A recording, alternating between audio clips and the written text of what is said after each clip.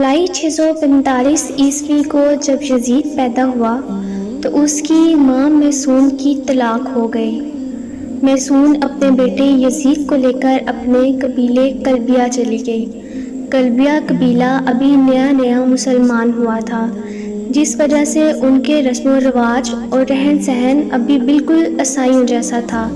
چنانچہ اسی عیسائیت کے ماحول میں یزید کی پرورش ہوئی۔ یزید بچپن سے ہی بندروں کو پال کر ان سے کھیلا کرتا۔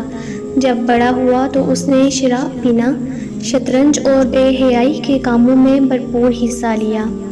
آج کی ویڈیو میں ہم یزید کی بدترین اور عبرت ناک موت کا ذکر کریں گے۔ پیارے ناظرین، انتہائی مخالفت کے باوجود بھی یزید 60 ہجری کو تخت نشین ہو گیا۔ تخت پر بیٹھتے ہی یزید نے مدینہ کے گورنر عتبہ کو خط لکھا کہ عبداللہ بن زبیر، عبد الرحمن بن ابی بکر، عبداللہ بن عمر اور سیدنا امام حسین علیہ السلام سے میری بیعت لی جائے۔ جب ان سب نے یزید کی بیعت کرنے سے انکار کیا تو یزید نے دوسرا خط یہ لکھا کہ نواسہ رسول سیدنا امام حسین علیہ السلام سے زبردستی بیعت لی جائے۔ اس لیے گورنر مدینہ حضرت امام حسین علیہ السلام کے پاس آیا۔ اس نے کہا کہ یزید نے مجھے آپ سے زبردستی بیعت لینے کو کہا ہے۔ جب حضرت امام حسین علیہ السلام نے دیکھا کہ اگر میں نے یزید کے ہاتھ پر بیعت نہ کی تو مدینہ میں قتل و غارت ہو سکتی ہے، تو آپ وہاں سے ہجرت کر کے مکہ پھر کوفہ کی طرف نکل گئے۔ حضرت امام حسین کے ساتھ آپ کے گھر والے اور کچھ صحابہ اکرام بھی موجود تھے، لیکن 18,000 کوفیوں نے حضرت امام حسین کی بیعت توڑ دی، جس کے بعد سے میدان کربلا کا واقعہ پیش آیا تھا۔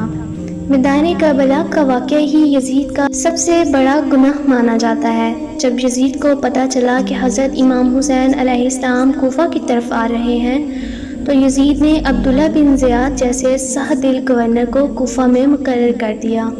ان کو یزید نے کہا تھا حضرت امام حسین علیہ السلام سے بیعت لو، اگر وہ میرے ہاتھ پر بیعت نہیں کرتا تو اس سے جنگ کرو۔ عبداللہ ابن زیاد کے حکم کو مانتے ہوئے شمر اور عمر بن سعد نے کربلا کے میدان میں سیدنا حسین علیہ السلام اور ان کے ساتھیوں کو 3 دن تک کچھ کھانے اور پینے کو نہ دیا۔ ان کو شدید پیاس کا احساس دلا کر ان کو شہید کر دیا گیا۔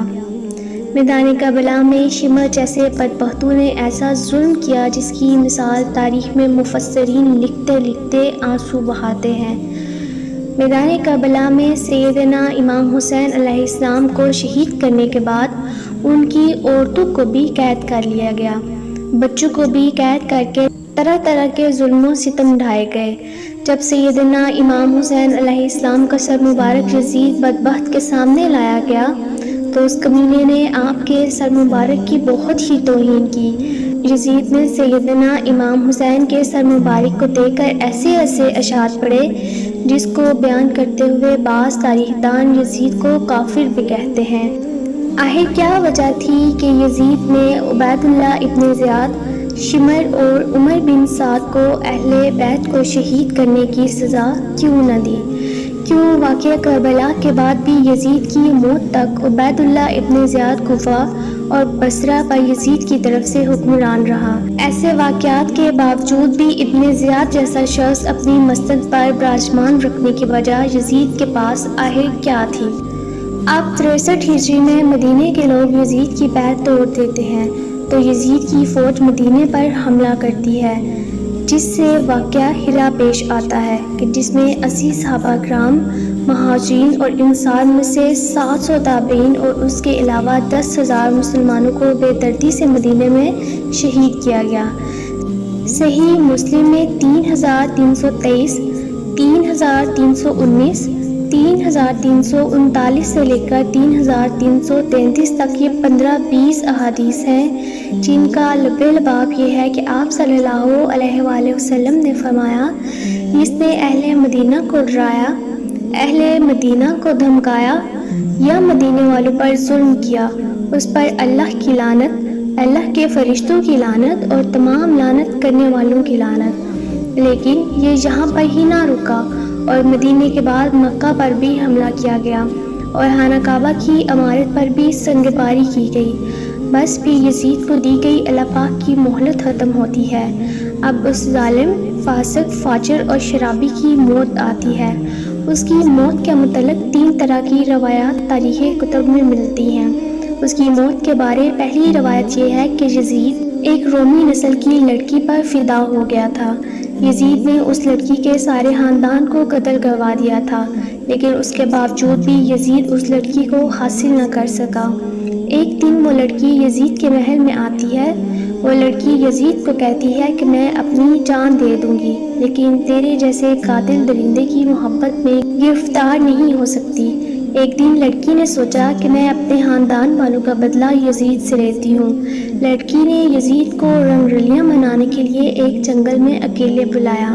ویرانے میں یزید شراب پی پی کر مست ہو گیا۔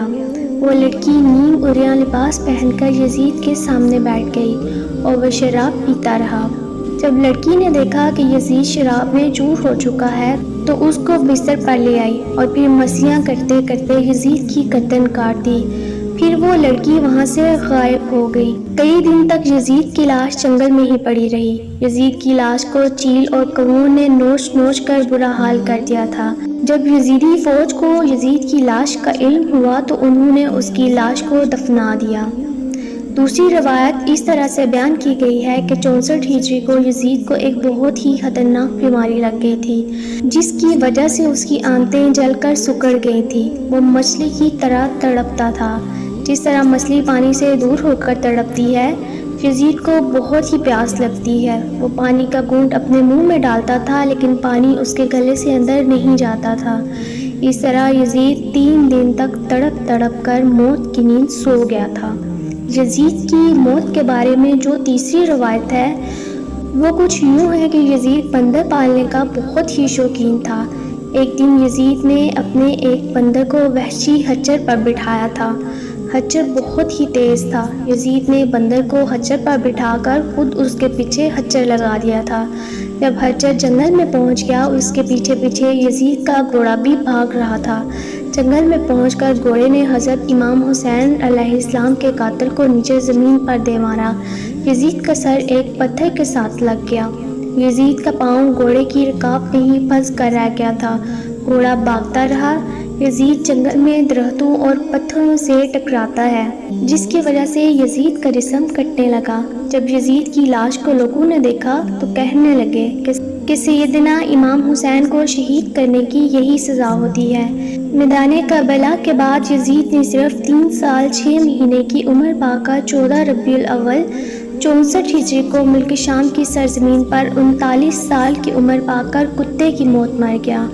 آج بھی اس کمینے پر عرشوں فرشوں والے لعنت بھیجتے ہیں۔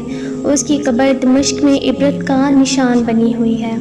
اللہ تعالیٰ سے دعا ہے کہ وہ ہمیں آل محمد صلی اللہ علیہ وآلہ وسلم سے محبت کرنے والا اور آل پاک کی صحیح طریقے سے غلامی کرنے والا بنا دے۔ آمین۔ السلام علیکم۔ اللہ حافظ۔